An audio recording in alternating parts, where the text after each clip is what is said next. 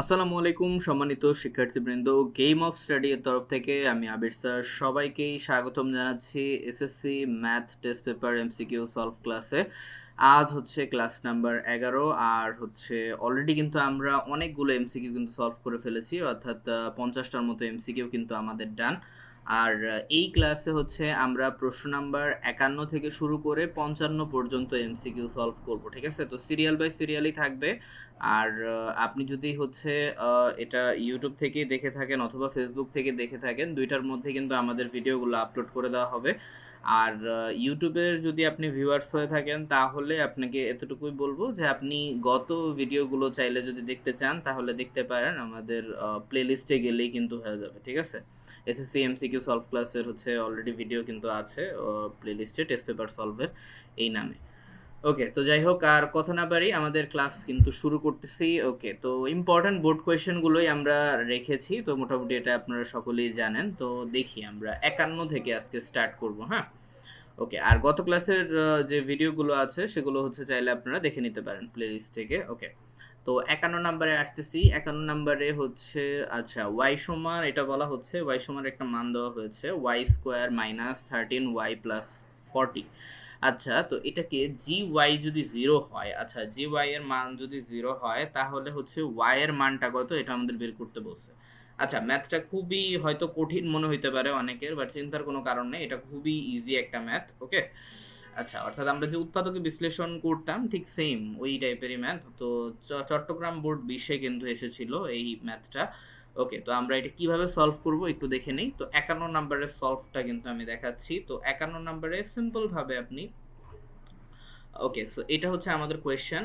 ওকে, তো কোয়েশ্চেন থেকে এখন আমরা জাস্ট হচ্ছে আমাদের যে যে রাশিগুলো দেওয়া আছে সিম্পল ভাবে, এই টাইপের ম্যাথ যদি সৃজনশীল আসে সেক্ষেত্রে আশা করি আপনাদের জন্য ইম্পর্টেন্ট হবে, কারণ এই টাইপের ম্যাথ আপনার অধ্যায় 3-এও অনেক টাইপ এই টাইপের অনেক ম্যাথ আছে, অথবা হচ্ছে আপনার অধ্যায় 5-এও অনেক সময় থাকে, বাট 5-এ বোর্ড কোয়েশ্চেনে আসার সম্ভাবনা খুব কম, বাট অধ্যায় 3 থেকে আসার সম্ভাবনা অনেক বেশি। আচ্ছা, যাই হোক, তো একটু দেখে নেন। তো জাস্ট হচ্ছে এই টাইপের ম্যাথের ক্ষেত্রে আমরা জানি যে y ইকুয়াল টু যদি জিরো হয় তাহলে মানটা হচ্ছে যেমন ছিল কিন্তু তেমনই কিন্তু থাকে, ঠিক আছে? ওকে, যে y জিরো হলে তাহলে y square equal to zero, তো আমরা হচ্ছে কি সমান সমান জিরো আনি। ওকে, তো জিরো হিসাবে রাখলাম, তো জিরোটাকে ওই পাশে রাখলাম, দেন হচ্ছে এটা তো মোটামুটি বোঝানোর কিছু নাই, এটা হচ্ছে আমাদের কোয়েশ্চেন বলতে পারেন।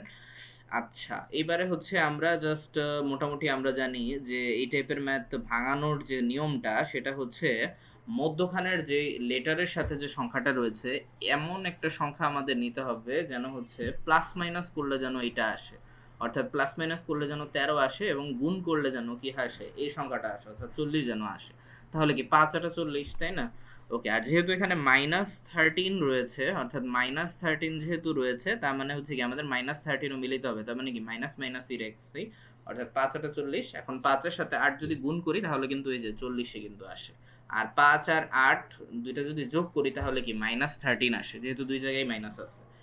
ওকে, আচ্ছা, এবারে হচ্ছে আমরা প্লাস ওই পাশে 14 40 40 রেখেছি, দেন হচ্ছে আমরা রাশিটাকে দুইটা ভাগে ভাগ করে ফেলছি, ঠিক আছে? এটা আশা করি মোটামুটি সকলেই বুঝতে পেরেছেন এখন। আর তাহলে আমরা দুইটা মান পাই, অর্থাৎ y মাইনাস 5 ইকুয়াল টু 0, আবার y মাইনাস 8 ইকুয়াল টু 0। ওকে, যদি 5 মাইনাস 5 ইকুয়াল টু 0 যদি হয় তাহলে মাইনাস হচ্ছে আমরা জানি প্রক্ষান্তর করলে কি হয়ে যায়, ওই পাশে গেলে প্লাস হয়ে যায়, দেন হচ্ছে -8 ওই পাশে চলে গেলে মাইনাস মানে +8 হয়ে যায়, তার মানে 5 আর 8 y এর মান কিন্তু আমাদের চেয়েছিল। তো y এর মান হচ্ছে 5 এবং 8, 5 এবং 8 কোথায়, এই যে ক নাম্বার। তো এটাই হবে আমাদের অ্যান্সার, ঠিক আছে? 5 8। ওকে, সো 51 নাম্বার আশা করি বুঝতে পেরেছেন আপনারা। এবার আসি হচ্ছে 52 এবং 53। আচ্ছা, দেখেই বোঝা যাচ্ছে এটা হচ্ছে অধ্যায় 17 থেকে দেওয়া হয়েছে, পরিসংখ্যান রিলেটেড। আচ্ছা, এটা তো সকলেরই পারার কথা।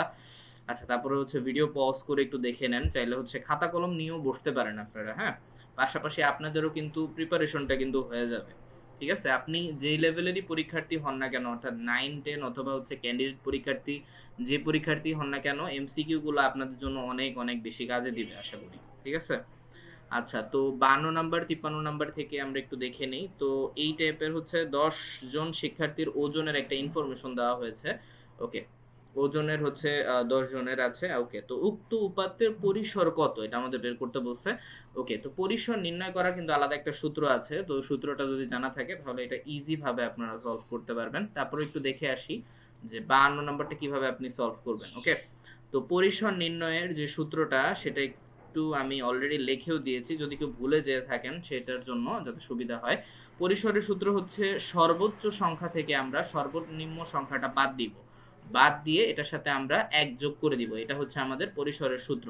ওকে, এখন এখানে সর্বোচ্চ সংখ্যা এখানে কোনটা আছে এটা আগে দেখবেন। ঠিক আছে, সর্বোচ্চ সংখ্যা এখানে কত 50 আছে তাই না, আর সর্বনিম্ন সংখ্যা এখানে 33 আছে। তো 50 থেকে 33 মাইনাস করবেন আগে, তারপর ওটার সাথে এক যোগ করে দিবেন, অর্থাৎ 17 হয় এটা 50 থেকে 33 মাইনাস করলে, আর এক এখানে যোগ অবস্থায় আছে তো এক যোগ হয়ে যাবে, তার মানে 17 আর এক 18। ঠিক আছে, তো অ্যান্সারটা আসবে কোনটা, এই যে 18 আসবে, 52 এর 1 নাম্বারটা। ঠিক আছে, তো এটা খুব সিম্পল ছিল, তো আশা করি বুঝতে পেরেছেন। তো পরিসরের সূত্রটা আবার একটু জেনে নেন, সর্বোচ্চ সংখ্যা মাইনাস সর্বনিম্ন সংখ্যা যোগ 1। ঠিক আছে, এটা কিন্তু আপনাদের সৃজনশীলের জন্য কিন্তু অনেক কাজে দিবে, অনেক সময় কিন্তু পরিসর নির্ণয় করতে বলে। ঠিক আছে, আচ্ছা। ওকে, সো এবার আসি আমরা 53 নাম্বারে। ঠিক আছে, 53 নাম্বারটা হচ্ছে কিভাবে বের করতে হয় এটা একটু দেখি। তো প্রদত্ত উপাত্তের মধ্যক কত। ওকে, তো এটা চাইলে ভিডিও পজ করে আপনারা চাইলে বের করতে পারেন। ঠিক আছে, এই টাইপের ম্যাথ আসে, দুইটাই কিন্তু চট্টগ্রাম বোর্ডেরই ম্যাথ। ঠিক আছে, খুব বেশি ইজিও যে আছে তা কিন্তু না, মোটামুটি লেভেলের। আচ্ছা, প্রদত্ত উপাত্তের মধ্যক কত। ওকে, ঠিক আছে, মধ্য কিভাবে বের করতে হয় এটা একটু আমরা দেখি। ওকে, তো সিম্পল ভাবে আমরা এখানে একটা সূত্রটা জানি, মধ্যকের নির্ণয়ের যে সূত্রটা আছে সেটা আমাদের ব্যবহার করতে হবে। তো এখানে n সমান হচ্ছে আমাদের টোটাল 10 জনের এখানে ডেটা কিন্তু আছে, অর্থাৎ 10 জন কি বলে শিক্ষার্থীর ওজনের কি বলে তথ্য দেওয়া রয়েছে, তো 10 হবে n এর মান, তাই না। ওকে, তো n সমান হচ্ছে 10, যেটা হচ্ছে কি জোড় সংখ্যা, তাই না, সিম্পল ভাবে। ওকে, তো দেন হচ্ছে এখন আমরা মধ্যকের যে সূত্রটা আছে সেটা লিখবো, অর্থাৎ n/2 তম পদ, তারপর হচ্ছে n/2 প্লাস 1 যোগ তম পদ বাই 2। ওকে, এই হচ্ছে আমাদের সূত্র। এবার হচ্ছে যেহেতু আমাদের n এর মান হচ্ছে 10 রয়েছে, তো 10/2 হচ্ছে 10/2 তম পদ। এখন 10 এর সাথে 2 দ্বারা ভাগ যদি করি তাহলে 5 দুগুণে 10, তাহলে 5 তম পদ আসে। আর দেন হচ্ছে আপনার উপরে n এর মান তো সিম্পল ভাবে 10 10ই থাকবে, 10/2। এটা হচ্ছে সিম্পলি যদি আমরা লসাগু যদি করি তাহলে কিন্তু 6 আসে। ঠিক আছে, তো এটা আমি একটু শর্টকাটে লিখেছি। ওকে, দেন হচ্ছে পঞ্চমতম পদ এবং ষষ্ঠতম পদ, এটা সিম্পল ভাবে এই যে এখান থেকে লিখে ফেলছি। তো 40 এবং 43 আসে। ওকে, তো 40 এবং 43, এই যে 40 43। ওকে, তো 43 আসে, দেন হচ্ছে আমরা 40 43 যোগ করে এরপর 2 দ্বারা ভাগ করে দিব, তাহলে আমাদের কিন্তু অ্যান্সারটা চলে আসবে 41.5। তো এটাই হবে অ্যান্সার। 41.5 কোথায়, এই যে 3 নাম্বারে। ওকে, সো আশা করি বিষয়টা ক্লিয়ার। তো 17 অধ্যায়ে আশা করি তেমন একটা প্রবলেম হবে না, বাট হ্যাঁ তারপরে আপনার সূত্রগুলো খেয়াল রাখবেন। হ্যাঁ, ওকে, যেমন মধ্যক নির্ণয়, তারপরে হচ্ছে আপনার পরিসর নির্ণয়, তারপরে আবার হচ্ছে আপনার কি বলে অনেক সময় এরকমই সংক্ষিপ্ত পদ্ধতিতে গড় বা শুধু গড় কিন্তু বের করতে বলতে পারে। ঠিক আছে, যেটা খুবই গুরুত্বপূর্ণ। আচ্ছা, তো এর পরবর্তী এমসিকিউটা আমরা একটু দেখি। তো 54 নম্বরে আসতেছি। 54 নম্বরে বলা হচ্ছে কি একটি বৃত্তের প্রতিসাম্য রেখা কয়টি। আচ্ছা, প্রতিসাম্য রেখা যেটা সেটা খুবই গুরুত্বপূর্ণ, আগে এটা একটু বুঝে নেন। হ্যাঁ, প্রতিসাম্য রেখাটা কয়টি, আর যারা মোটামুটি জানেন তারা তো জানেনই, তারা মোটামুটি একটু গেস করে রাখেন মানে অ্যান্সারটা কোনটা হইতে পারে। তো এটা এসেছিল সকল বোর্ডে, আমরা জানি 18তে সেম কোয়েশ্চেনে কিন্তু মানে পরীক্ষা কিন্তু হয়েছিল, তো সকল বোর্ড 18তে এসেছিল। তো একটি বৃত্তের প্রতিসাম্য রেখা কয়টা হইতে পারে। আচ্ছা, প্রতিসাম্য রেখাটা কি যারা জানেন না তাদের একটু বুঝে নেন। সিম্পল ভাবে যদি আমরা সাপোজ যদি রম্বস যদি আমরা দেই, প্রতিসাম্য রেখাটা কি এটা একটু বুঝে নেন। তো সিম্পল ভাবে আমরা যদি একটা রম্বস যদি আঁকি সিম্পল ভাবে এই যে এখানে। আচ্ছা, এখন আমরা হচ্ছে রম্বসটা যদি আঁকি, তো সিম্পল ভাবে আমাদের প্রতিসাম্য রেখাটা হচ্ছে আপনার কিছুটা রিফ্লেকশনের মতো। রিফ্লেকশন বলতে গেলে সিম্পল ভাষায় এখানে ভাঁজ করতে বলা হয়েছে।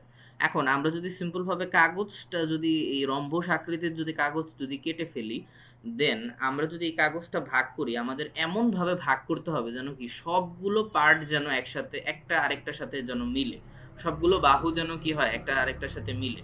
তো এই রম্বসের ক্ষেত্রে প্রতিসাম্য রেখা হবে মাত্র একটা। ঠিক আছে, কিভাবে, কারণ আপনি যে কোনো ভাবে ভাঁজ করেন না কেন একটা অংশ কিন্তু মিলাইতে পারবেন না, অর্থাৎ বাড়তি থেকে যাবে অথবা কমতি থেকে যাবে। ঠিক আছে, এটার জন্য সবচেয়ে বেস্ট ওয়ে হচ্ছে রম্বসের একদম মাঝখান থেকে ভাঁজ করবেন। ঠিক আছে, মাঝখান দেখে যদি আপনি ফোল্ড করেন তাহলে দেখবেন দুই পাশ কিন্তু মিলে যাবে। এই একভাবেই কিন্তু রম্বসকে ভাঁজ করা যায়। তো রম্বসের প্রতিসাম্য রেখাটা হবে কি এক।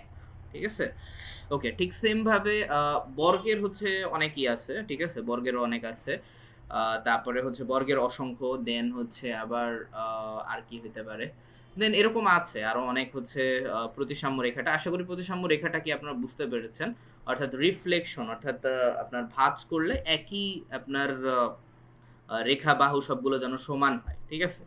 ওকে, এই টাইপের কয়বার মানে কয়টা বার আপনি ভাঁজ করতে পারবেন সেই অনুযায়ী আপনার রেখা হবে। ওকে, আচ্ছা এইবার আসি আমরা বৃত্তের ক্ষেত্রে। বৃত্তের ক্ষেত্রে আপনারা যদি দেখেন, বৃত্ত হচ্ছে কি আকৃতিটা গোলাকৃতি, তাই না? এখন গোলাকৃতির বৃত্তটা চাইলে আপনারা কি তাহলে মাঝখান থেকে ভাগ করতে পারবেন সেম ভাবে। দেন হচ্ছে আপনারা চাইলে আরেকটা ভাঁজ করতে পারেন, এইভাবে সাইড করেও ভাঁজ করতে পারেন। দেন হচ্ছে আবার ছোট করে, অর্থাৎ অসংখ্য ভাবে কিন্তু ভাঁজ করতে পারেন, ঠিক আছে। ওকে, অর্থাৎ বৃত্তের প্রতিসাম্য রেখা হবে কি অসংখ্য। ওকে, আচ্ছা যেহেতু হচ্ছে এটা 360 ডিগ্রি বৃত্তটা, তার মানে হচ্ছে কি আপনি চাইলে বিভিন্ন ভাবে ভাঁজ করতে পারেন। আপনি চাইলে হচ্ছে এটা পরীক্ষাও করতে পারেন, ঠিক আছে। অর্থাৎ একটা কাগজকে গোলাকার ভাবে কেটে হচ্ছে দেখেন কতগুলো ভাঁজ করতে, আপনি অনেকগুলো ভাঁজ করতে পারবেন, ঠিক আছে। বাট রম্বসের ক্ষেত্রে কিন্তু একটা, এই জন্য রম্বসটা অনেক বেশি আসে। রম্বসটা এবং বৃত্ত এই দুইটাই সবচেয়ে বেশি এক্সামে কিন্তু আসে। দুইটা বিষয় অবশ্যই খেয়াল রাখবেন, হ্যাঁ। আচ্ছা এবার আসি 55 নাম্বার, অর্থাৎ আজকের ক্লাসের হচ্ছে শেষ এমসিকিউতে। ওকে, তো আমরা এটা দেখি কিভাবে সলভ করব। তো এটা অধ্যায় 13 সসীম ধারারই ম্যাথ। ওকে, সিলেট বোর্ড 20-এ কিন্তু এসেছিল। ওকে, তো দেখি 2 + 3 + 4 + ... +50 তাহলে কত হবে। আচ্ছা এখানে আমাদের সমষ্টি কিন্তু বের করতে বলছে, এটা আমরা দেখেই বুঝতে পারতেছি। আচ্ছা তো এটা কিভাবে আমরা সলভ করতে পারি দেখি। আমাদের এটা খুবই ইজিলি হচ্ছে বের করার একটা সূত্র আছে, তো এটা চাইলে মুখস্থ করে নিতে পারেন। যেটা হচ্ছে এই যে এখানে প্রথম পদ যেটা, এটা একটু খেয়াল রাখতে হবে। এখন আমরা জানি কি ধারার যে প্রথম যে সংখ্যাটা সেটাই থাকে কি প্রথম পদ, এবং পদ সংখ্যা যেটা সেটা টোটাল আছে কি 50 পর্যন্ত পদ সংখ্যা আছে টোটাল 49টা, তাই না? ওকে, কারণ 50তম পদই তো আমাদের বের করতে হবে, তো পদ সংখ্যা হচ্ছে আমাদের 49টা। ওকে, আচ্ছা দেন হচ্ছে শেষ পদ তো আমাদের দেওয়াই আছে, শেষ পদটা হচ্ছে 50। তো এখন আমরা সমষ্টি ইজিলি বের করতে পারবো। প্রথম পদ এর সাথে শেষ পদটা হচ্ছে আমরা যোগ করে দিব, যোগ করে দিয়ে পদের সংখ্যাটা যেটা সেটা আমরা গুণ করে দিব, তাহলেই অ্যান্সারটা বের হয়ে যাবে। তো 2 এবং 50 এর সাথে যোগ করি তাহলে 52, 52 সাথে 49 যদি আমরা গুণ করি এবং 2 দ্বারা যদি ভাগ করি তাহলে সিম্পল ভাবে আমাদের অ্যান্সারটা কিন্তু বের হয়ে আসবে, ঠিক আছে। ওকে, সো 26 গুণ 49, যাই হোক অনেক কিছুই আসছে। তো আমাদের অ্যান্সারটা কিন্তু চলে আসবে 1274 আসে, ঠিক আছে। তো 1274ই হবে অ্যান্সার, 1274। ওকে, সো এই ছিল এখনকার ক্লাস। তো পরবর্তী ক্লাসের জন্য আমন্ত্রণ রইলো ইনশাল্লাহ। আমরা পরবর্তী ক্লাস 12তে হচ্ছে আমরা 56 থেকে শুরু করে 60 পর্যন্ত এমসিকিউ সলভ করা শিখবো। ওকে, তো এমসিকিউ সবগুলোই অনেক গুরুত্বপূর্ণ, চাইলে আপনারা সলিউশন গুলো ভিডিও পজ করে উঠায় রাখতে পারেন, তাহলে এটা আপনাদের জন্য সৃজনশীল নৈবেত্তিক দুটোর জন্য কাজে দিবে আশা করি। ওকে, আর ভিডিওটি যদি ভালো লেগে থাকে এবং উপকৃত যদি হয়ে থাকেন তাহলে অবশ্যই চ্যানেলটিকে সাবস্ক্রাইব করতে ভুলবেন না। আর চাইলে আমাদের ফেসবুকেও কিন্তু চাইলে জয়েন করে নিতে পারেন। ওকে, স্যার ঠিকানা কিন্তু অলরেডি দেওয়াই আছে। ওকে, আর বরাবরের মতোই এই ভিডিওটাও আমাদের হচ্ছে স্পন্সর ছিল Gurukul academic and admission coaching, যেটার আজিমপুর কেরানীগঞ্জ দুইটাই শাখা আছে। চাইলে হচ্ছে আপনারা তাদের হেল্পলাইনেও কিন্তু জয়েন করতে পারেন। আর এছাড়াও যদি আবির স্যার অর্থাৎ আমার রেফারেন্সে যদি যান তাহলে অবশ্যই আশা করা যায় আপনাদেরকে কিছু সম্মান থাকবে, ঠিক আছে। ওকে, কমিয়ে রাখা হবে আশা করি ইনশাল্লাহ। ওকে, আর তো এই ছিল এখনকার ক্লাস ইনশাল্লাহ। ক্লাস 12-র